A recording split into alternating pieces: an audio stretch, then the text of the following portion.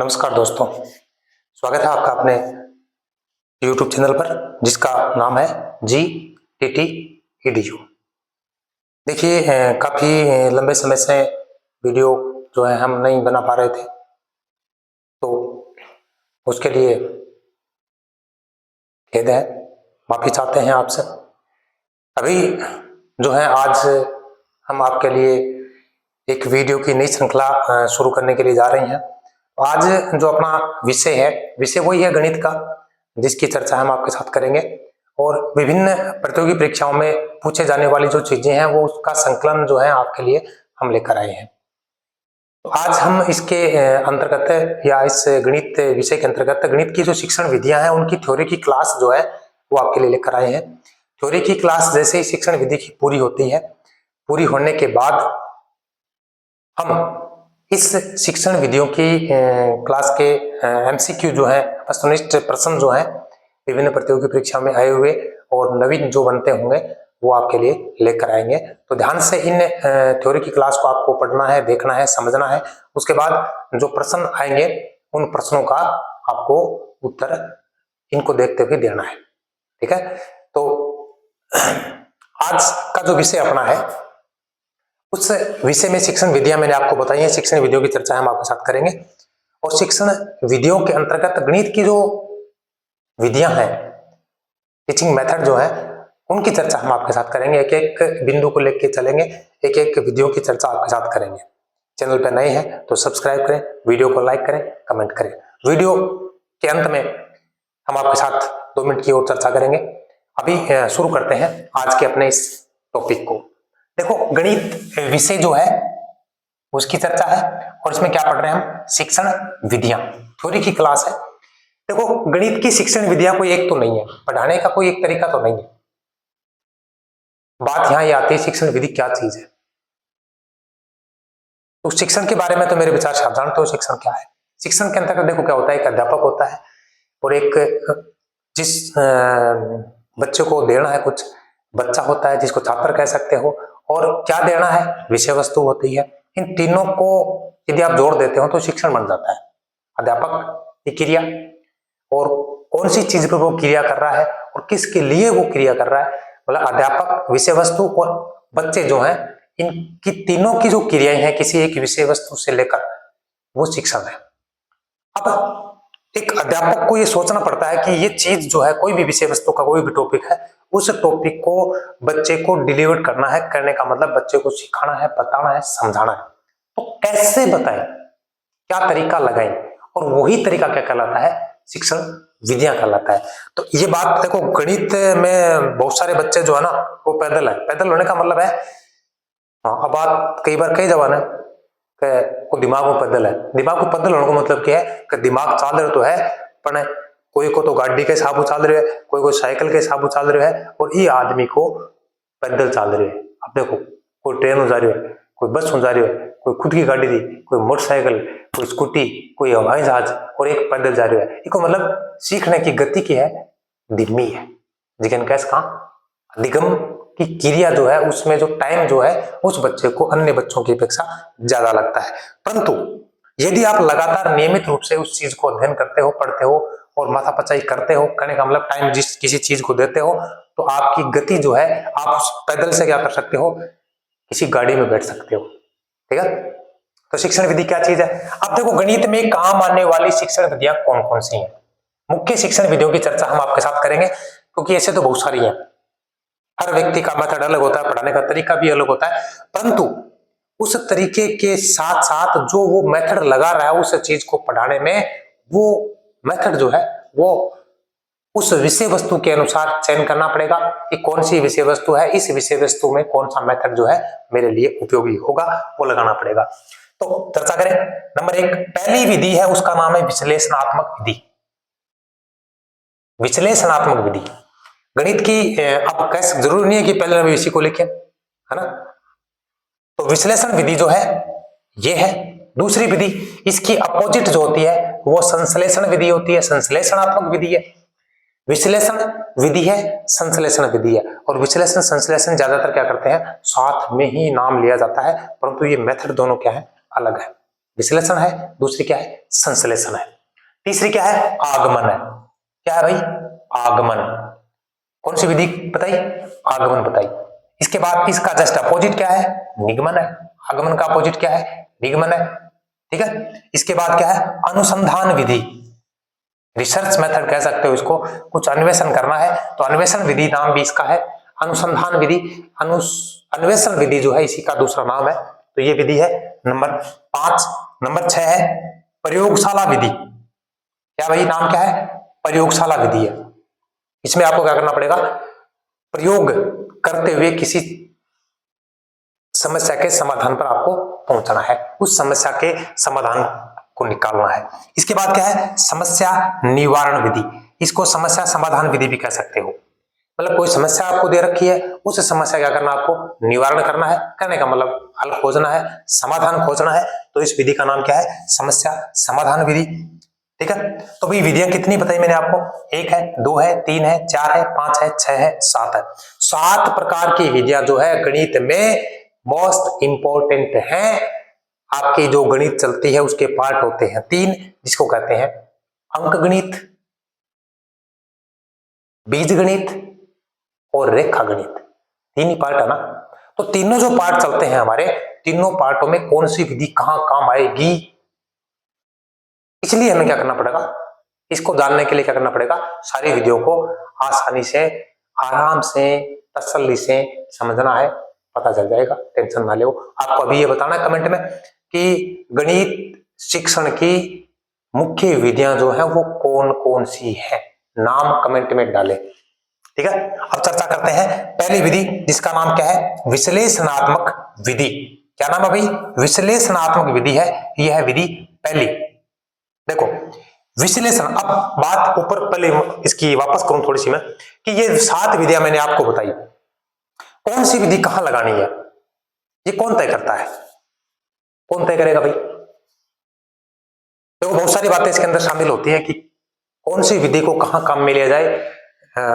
Main बात तो ये सबसे पहले ये होती है कि विषय वस्तु जो है वो क्या है, नंबर 1, कि पढ़ाना क्या है, उसमें समस्या क्या है, मतलब कौन सी चीज को आप उसमें से, उस विषय वस्तु में से निकाल के आज पढ़ाने का प्रयास कर रहे हो, वो भी देखना पड़ेगा।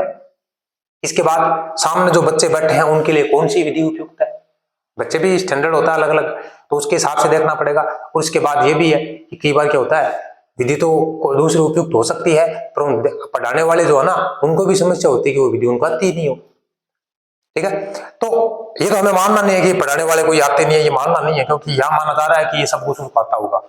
ठीक है, तो विषय वस्तु क्या है, समस्या क्या है और करना क्या है, इन सारी चीजों को ध्यान में रखते हुए हमें क्या करना पड़ेगा कि इस समस्या को हल करने के लिए सबसे उपयुक्त उपयोगी जो विधि है उसको वहां पर क्या करेंगे, एडजस्ट करेंगे, अप्लाई करेंगे, लगाएंगे। ठीक है, अब पहले पढ़ रहे हैं विश्लेषणात्मक। तो विश्लेषण का मतलब जानते होगे ना, एनालिसिस करना, एनालिसिस करना। एनालिसिस मतलब कह सकते हो कि किसी भी समस्या को, यदि आप समस्या के बारे में आपको कुछ दे रखा है, उस समस्या को हल करना, तो क्या करना पड़ेगा, उस समस्या का विच्छेदन करना है। विच्छेदन, विच्छेदन करो मतलब टुकड़ों में तोड़ो, उसको टुकड़ों में तोड़ना है। टुकड़ों में तोड़ने के बाद प्रत्येक टुकड़े के ऊपर क्या करना, आपको अध्ययन करना है, नाचना है, डांस करना है, सागा सागा ना।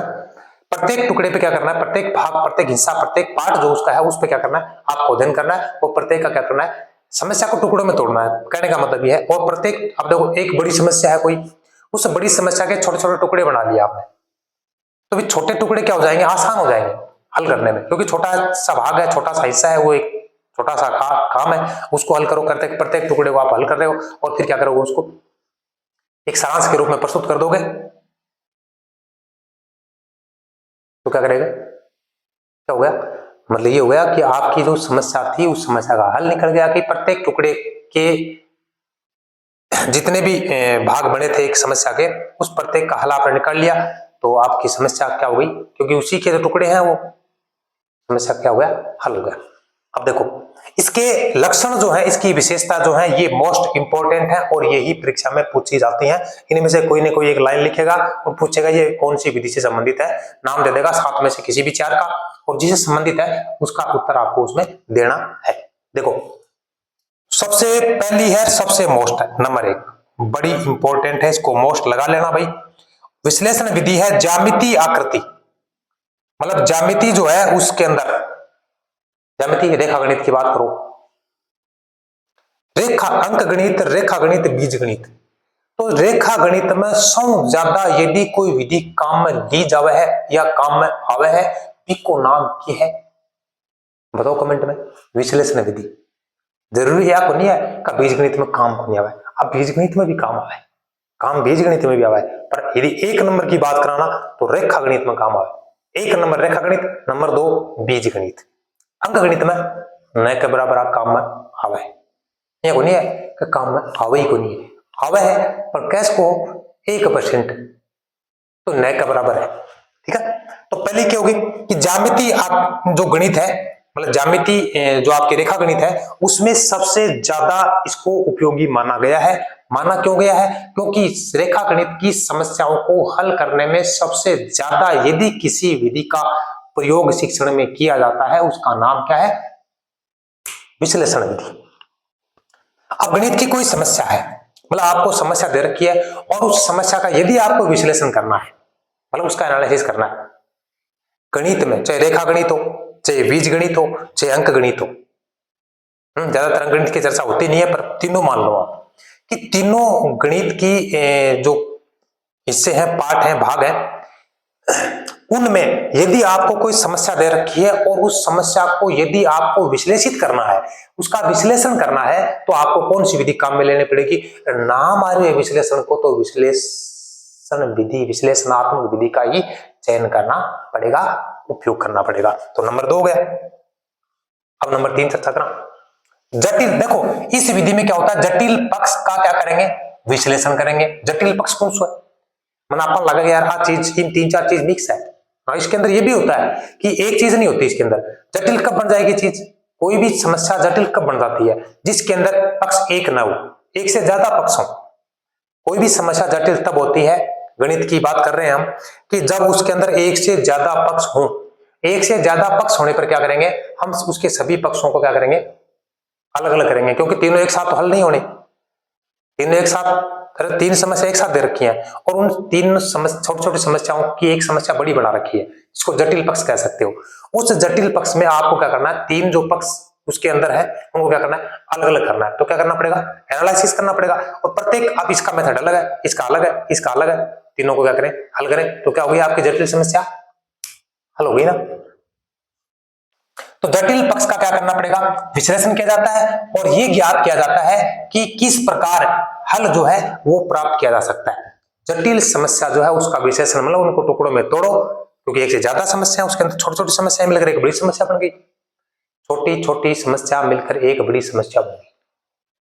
अरे आपने कई बार क्यों है कि अपन नवा धोई कराना बैठे नाड़ो बगड़ो, नाड़ो तो पानी बाहर जावे, तो आप ज्यादातर है को ध्यान रखा है कोई नाड़ो बंद भी हो जाओ। तो कई बार क्यों बर्तन बर्तन धोवा, अभी कई बर्तन बटन धोवे बटे, इससे काम बताई तो नाड़ो क्या हो जाए? बंद हो जाए। तो एक दिन की समस्या को नहीं हुई, छोटी छोटी समस्या बनती बनती एक बड़ी समस्या बन गई कि नाड़ो ब्लॉक हो। अब क्या करना पड़ेगा?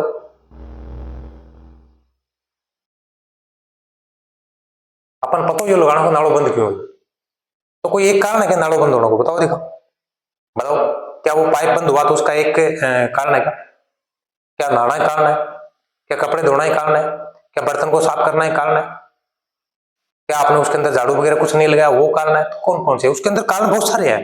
क्या करेंगे? प्रत्येक कारण का एनालिसिस करना पड़ेगा कि ये इस कारण से हो रहा है, और यदि आगे जाके आपने कारण, सारे के सारे कारण जो उनको दुरुस्त कर दिया तो क्या पाइप बंद हो जाएगा? नहीं होगा ना। तो समस्या का समाधान, ये बात इसके अंदर ये दे रखी है। तो ज्ञात किया जाएगा कि समस्या जो आपको दे रखी है उस समस्या को किस प्रकार से हल किया जा सकता है। यदि आपको समस्या के जटिल पक्ष के सारे पक्षों की जानकारी मिल गई है तो आप ये पता कर सकते हो कि इन जटिल पक्ष की जो समस्याएं छोटी छोटी हैं, इन समस्याओं को हम इस प्रकार से हल कर सकते हैं। और हल करने से क्या होगा? सारी समस्या का निचोड़, मतलब जो हल प्राप्त होना है, जो समस्या का समाधान निकालना है, वो आपको मिल जाना है। इसके साथ साथ तथा इसके लिए कौन कौन सी दशाएं जो है वो जरूरी है, मतलब जो जटिल समस्या है उसको हल करना, तो कौन कौन सी दशा। अब देखो पाइप बंद है तो कौन कौन सी दशा है? हो उसका है कि आप बर्तन साफ करा तो भी अंदर छोटी रोटी सब्जी वगैरह कुछ बचड़ी हुआ आप कचरा में डाल रहे को नहीं, सीधो नाला में जा रहे तो पाइप बंद होगो। तो दशा होगी नहीं, तो क्या करना पड़ेगा, यदि एनालिसिस कर लिया आपने, पता लगा लिया, तो क्या करोगे, उस मटेरियल को जो उसके अंदर बचा हुआ है उसको किसी कूड़ेदान में डालो, फिर साफ करो, तो पाइप बंद नहीं होगा ना। तो कौन कौन सी दशाएं हैं, तो ये 3, ये हुई 4, थर्ड है, ये 4th है। आगे चलते हैं, समस्याओं के विभिन्न पक्षों का विच्छेदन। विच्छेदन का मतलब टुकड़ों में तोड़ो, विच्छेदन का मतलब क्या है, टुकड़ा में तोड़ना, अलग अलग पार्ट, अलग अलग भाग को अलग अलग कर देना। समस्या के विभिन्न पक्षों का विच्छेदन करने को ही क्या करेंगे, विश्लेषण कहा जाता है। अरे समस्या के विभिन्न पक्ष हैं, कोई एक समस्या है उसके पक्ष बहुत सारे हैं, क्योंकि एक समस्या है और उसका एक ही पक्ष है, तो उस पक्ष भी एक है, समस्या भी एक है, आसानी से आप किसी भी विधि से उसको हल कर सकते हो। समस्या समाधान विधि से भी कर सकते हो, क्योंकि इसके अंदर एक पक्ष ही चाहिए, एक समस्या एक पक्ष है तो कोई दिक्कत ही नहीं है। एक से ज्यादा पक्ष हो तब बात आती है विच्छेदन की, क्योंकि टुकड़ों में तो तब तोड़ोगे ना जब किसी के पार्ट शामिल हो। तो विच्छेदन किसी समस्या के विच्छेदन करने को क्या कहते हैं, विश्लेषण की संज्ञा दी गई है, मतलब विश्लेषण नाम दिया गया है। संज्ञा किसे कहते हैं बताओ हिंदी में, व्यक्ति, वस्तु, गुण, दशा या भाव के नाम को ही संज्ञा कहते हैं। फिर बताओ इसके अलावा कोई दूसरा उत्तर है क्या, संज्ञा की परिभाषा बताओ। तो ये हो गया नंबर 5। नंबर 6, इस विधि के अनुसार हम अज्ञात से ज्ञात की ओर, बड़ो इंपॉर्टेंट प्रश्न है या बड़ो इंपॉर्टेंट के है बिंदु है, प्रश्न बनाए पकड़ो। नंबर 6, इस विधि के अनुसार हम, ये शिक्षण सूत्र है भाई, ज्ञात से अज्ञात की ओर, उल्टा है, ज्ञात से ज्ञात की ओर नहीं है, अज्ञात से ज्ञात की ओर है। अज्ञात से ज्ञात की ओर जाएंगे इस विधि में, मतलब विश्लेषण विधि में अज्ञात से ज्ञात की ओर अग्रसर होते हैं, आगे चलते हैं। तो इसके अलावा है निष्कर्ष से दिए हुए तथ्य की ओर जाते हैं। ये बात भी पूछी जाती है कई बार, क्योंकि ये तो बहुत सारा बच्चा में पता चल जाए, क्योंकि शिक्षण सूत्र ही ज्ञात से अज्ञात की ओर, सूक्ष्म से स्थूल की ओर, इस प्रकार में बहुत सारे शिक्षण सूत्र ही। तो अज्ञात से ज्ञात की ओर कौन सी विधि में जाएंगे, उसी विश्लेषण विधि है। इसके अलावा निष्कर्ष से, मतलब आपको कोई सार दे रखा है, सारांश दे रखा है, निष्कर्ष से, और इससे क्या जाना है, दिए हुए तथ्य की ओर जाना है। दिए हुए तथ्य का मतलब है, इसके अंदर क्या होता है कि आपको दे रखा है कि देखो, कुछ दे रखा है कि sine square theta plus cos square theta बराबर 1, ये निष्कर्ष ही होगा ना। अरे लास्ट में इसका ये एक आता है, क्यों आता है, ये तो कुछ न कुछ क्रिया करके बढ़ाते हैं ना, ये क्या है, निष्कर्ष है। और इसके आधार पर यदि आपको कोई एक चीज और दे रखी है तो सिद्ध करो कि ये इसके बराबर, ऐसा कैसे होता है। तो ये कहते हैं कि साइन स्क्वायर थीटा बराबर कोस स्क्वायर थीटा बराबर क्या है, ये बराबर कैसे होगी, ये इसको कहते हैं माइनस, तो क्या होगा, मतलब साइंस का थीटा प्लस कोस का थीटा बराबर 1 है, तो साइंस का थीटा माइनस कोस का थीटा। हालांकि कोई इक्वेशन बनाई नहीं है, ऐसा ही फॉर एग्जांपल हम समझने का प्रयास कर रहे हैं। तो ये क्या है, तो देखो यहां पर इस चीज को यहां से समझना है, आगे भी इसके एग्जांपल ले रखे हैं, उससे इधर आ जाएंगे हम वापस। तो अज्ञात से ज्ञात की ओर, अब ये चीज पता नहीं है ना, ज्ञात है, अब ज्ञात की इसकी ओर जाएंगे वापस कि ये कैसे है, ज्ञात करेंगे लास्ट में कि क्या आएगा, इसको ध्यान में रखते हुए, इस तथ्य को ध्यान में रखते हुए इसको हल करेंगे, तब जाके कोई कोई निष्कर्ष नया निकलेगा, आएगा ना। फिर क्या, निष्कर्ष से दिए हुए, ये निष्कर्ष है, दिए हुआ तथ्य ये है, निष्कर्ष से दिए हुए तथ्य की ओर, मतलब इसको हल करते हुए आप हल करेंगे तब इसको ध्यान में रखा नहीं जाएगा क्या, क्योंकि ये क्यों दे रखा है, फिर ऊपर वाला क्यों दे रखा है, इसलिए दे रखा होगा ना, ताकि इसको आधार मानते हुए, इसको इसमें अप्लाई करते हुए, इसको देखते हुए, चिंतन करते हुए इसके ऊपर आप क्या करें, इस समस्या के हल को निकालें। तो ये दोनों चीजें मोस्ट है भाई, ये और ये ज्यादा मोस्ट हो गई, क्यों, क्योंकि ये कम पढ़ने में आती है। तो इसकी ओर अग्रसर होते हैं, मतलब अज्ञात से ज्ञात की ओर होते हैं, और निष्कर्ष से दिए हुए तथ्य की ओर अग्रसर होते हैं। बड़ा इंपॉर्टेंट है, किसी शब्द मतलब कोई रिजल्ट निकालना, कोई शब्द यानी कोई समस्या है को किसी विशेष विधि से क्यों सिद्ध या हल किया जा रहा है, बड़ी इंपॉर्टेंट बात है, ध्यान सुनने की जरूरी है। किसी साध्य या समस्या को किसी विशेष विधि से क्यों सिद्ध करना है या क्यों हल किया जा रहा है, या कोई रचना विशेष क्यों जरूरी है, 3 प्रश्न है भाई। साध्य या समस्या को विशेष विधि से क्यों सिद्ध किया जा रहा है, या क्यों हल किया जा रहा है, या कोई समस्या है उसकी रचना विशेष क्यों जरूरी है, इन सारे के सारे प्रश्नों का उत्तर प्रश्न बन रहे हैं तीन। किसी साध्य या समस्या को किस विशेष विधि से सिद्ध करना है, या किस विशेष विधि से किसी समस्या को हल करना है, ठीक है, या कोई रचना विशेष की जरूरी क्यों है, आवश्यक क्यों है, रचना करनी क्यों पड़ रही है। इन सारे प्रश्नों के उत्तर यदि आपको चाहिए तो आपको विधि कौन सी अपनानी है, विश्लेषण विधि। इन प्रश्नों के उत्तर विश्लेषण विधि में क्या है, संभव है। इसके अलावा कोई दूसरी विधि में इसका उत्तर संभव नहीं। n प्रश्न की बात है तो तीनों प्रश्नों में कोई प्रश्न ऊपर लिखवा सका है और नीचे विधि को नाम आ सका है, बताओ उत्तर रट लियो, ठीक है। आगे चलो, इस विधि से अन्वेषण करने की क्षमता विकसित होती है। मतलब छात्र जो ही, बालक जो ही यदि इस विधि को प्रयोग करेगा तो बामा अन्वेषण करने की कुछ नयो, अन्वेषण कुछ नयो, अन्वेषण क्या होता है, खोज, खोज को मतलब पहले चीज तो है भी को पता लगाओ, आ चीज भी उसका है, ऐसा नहीं है कि वो चीज नहीं है पर हमें पता नहीं है। तो यदि बच्चा इस विधि से सीखता है, कुछ करता है, कुछ ज्ञान लेता है, पढ़ता है, समझता है, इस विधि को अप्लाई करता है, इस विधि के द्वारा समस्या को हल करता है, तो बच्चे के अंदर क्या होगा, अन्वेषण करने की क्षमता का क्या होगा, विकास होता है। बच्चे के अंदर क्या होता है, अन्वेषण करने की क्षमता का विकास होता है। इसके अलावा आत्मनिर्भरता की भावना क्या होती है, बढ़ती है। आत्मनिर्भरता की भावना को बल मिलता है बच्चे में। बात करा छात्र की है या अध्यापक की बात को नहीं है, यह है छात्र की जो को पढ़ रही है गणित, ये विधि का माध्यम उस बच्चे में क्या होगा, अन्वेषण करने की क्षमता का विकास होता है और आत्मनिर्भरता की जो भावना है उसको क्या मिलता है, बल मिलता है। क्या मिलता है, बल मिलता है। एक बात मैं बात कराऊं, छात्रों को उत्पत्ति के प्रत्येक पक्ष का स्पष्टीकरण मिलता है।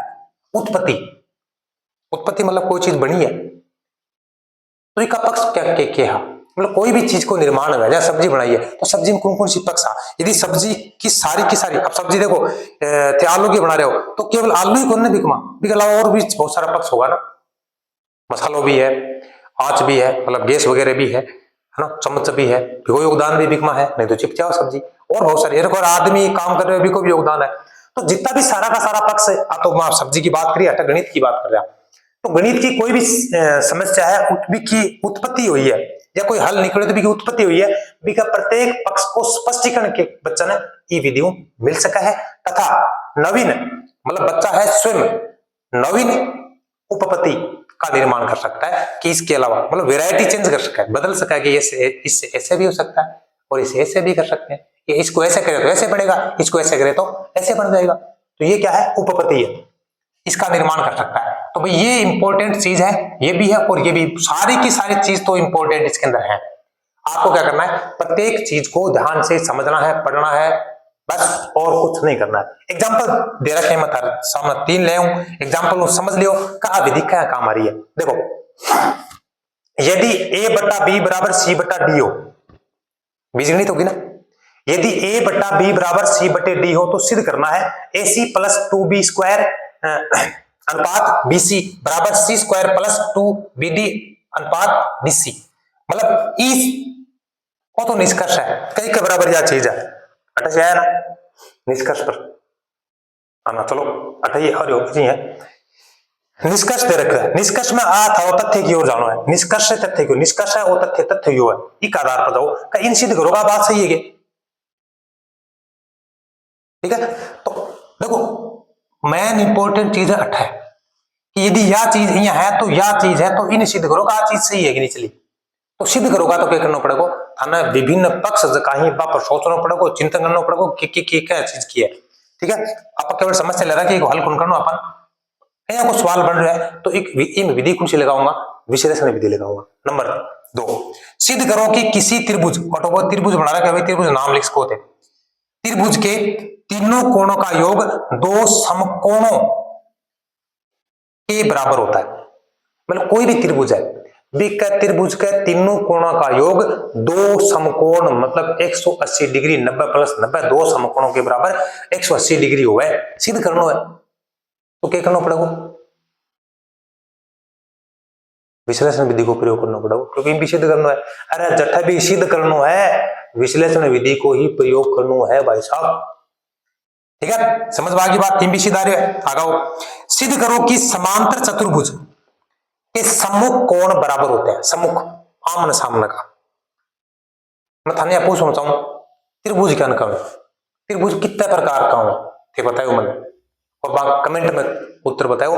और समांतर चतुर्भुज क्या कहवे वो भी थाने बताना है, ठीक है। और चतुर्भुज का प्रकार कौन कौन सा है वह भी थाने बताना है। और यदि संभव है तो बाकी परिभाषा बता दियो मन कमेंट में, ताकि मन पता चले कथा बात थारे समझ में आ रही है। मतलब कोई भी समांतर चतुर्भुज है उसमें आपको सिद्ध क्या करना है कि उसके सम्मुख आमने सामने के जो कोण है वो क्या होते हैं, माप में बराबर होते हैं। तो भाई क्या करना, एक भी सिद्ध करना है ना। तो सिद्ध करने खातर यदि अपन कोई विधि अपनानी है तो ज्यादातर क्या मावा सिद्ध करना, सौ ज्यादा रेखा गणित में आवे। सिद्ध करना सबसे ज्यादा रेखा गणित में आता ना। तो सौ ज्यादा प्रयोग कौन क्या मावे को, ज्यामिति में। फिर नंबर 2 सिद्ध करना क्या मावे, बीज गणित में सिद्ध करो। तो नंबर 2 को प्रयोग कठो है विश्लेषण विधि को बीज गणित में। और सिद्ध करना अंक गणित में न के बराबर ही आवे, इसलिए ई अंक गणित में ई को उपयोग है कम से कम है। परंतु यदि पूछा जाए आपको कि विश्लेषण विधि का सर्वाधिक उपयोग किया जाता है तो सौ ज्यादा क्या हो रही है, उत्तर क्या होगा कमेंट में बताओ, ठीक है। तो आज को मैटर आप तो लेके आ, और विधि कौन सी पढ़ी है नाम बताओ, और ये विधि में कौन कौन सी बात थाने बढ़िया लगी है भी कमेंट में बताओ। आप कल जो है अगली विधि पढ़ांगा भी को नाम है जस्ट अपोजिट, ज्ञात से अज्ञात की ओर चलते हैं। इसमें किस की ओर चले, शिक्षण सूत्र कौन सा लगाया वो बताना, दोनों बताने हैं, निष्कर्ष और तथ्य की ओर, और ज्ञात अज्ञात अज्ञात ज्ञात बताना कौन सा है। तो ये जस्ट ये विधि जो है ये इसके अपोजिट चलती है, अपोजिट चलेगी, ठीक है। तो अगली विधि जो है ये पढ़ेंगे, और सारी की सारी विधि पढ़ने के बाद हम इसके क्या करेंगे, MCQ करेंगे। और ये आपके यदि गणित सब्जेक्ट है या आप STC में रीट का एग्जाम दे रहे हो, चाहे मेन एग्जाम दे रहे हो, चाहे ये, हालांकि कई बच्चे इसमें पास भी हो गए हैं बहुत सारे। तो जो बच्चे इस रीट आंसर की डाली गई थी ना कल, तो उसके आधार पर आपने अपना स्कोरिंग निकाल लिया होगा। तो जिन जिन बच्चों का जो हमारे साथ जुड़े हुए हैं उनका इसमें क्वालिफिकेशन हो गया, आप नंबर बताने की आवश्यकता नहीं है, वो बताएंगे कि हमारा इसमें परी में हम हमारे पर लग गए, परी में पर लग गए, वो बताना, उसके अनुसार हम और आगे बढ़ेंगे। और जिन बच्चों का यदि इसके अंदर प्री में क्लियर यदि नहीं हो पाया है तो उसको किसी भी प्रकार से हताश होने की आवश्यकता नहीं है, क्योंकि आप अभी 60 साल के नहीं हुए, 60 साल का कौन है भाई लोगों, टेंशन ना ले, ओजू मौको बहुत बार भी लगो। पहली बार में यदि आपका सिलेक्शन हो जाता है तो भाई ये तो कह सकते हो तकदीर भी है, मेहनत भी है, बहुत सारी चीजें हैं। पर यदि नहीं होता है तो वहां से आपको ये सीख लेनी है कि भाई पिछली कंपटीशन एग्जाम के अंदर या पिछली रीट की प्री में यदि हमारे साथ कौन कौन सी ऐसी चीज है जो नेगेटिव गई थी, जिसके कारण से हमारा इसमें जो है हम लाइन जो सीमा रेखा थी, जो क्रॉस लाइन जिसको हमें करना था वो लाइन हमें पार नहीं हो पाई। तो बटू मंथन करके आओ वापस, अगली बार आगे पढ़ोगा मन भेर गारंटी, टेंशन ना ले, चिंता करने की जरूरत नहीं है। चिंता जद करनी हो ना, कजदा पर 60 साल का हो गया तो 60 साल करने की चिंता करनी है, अरे तो 40 42 43 साल तक तो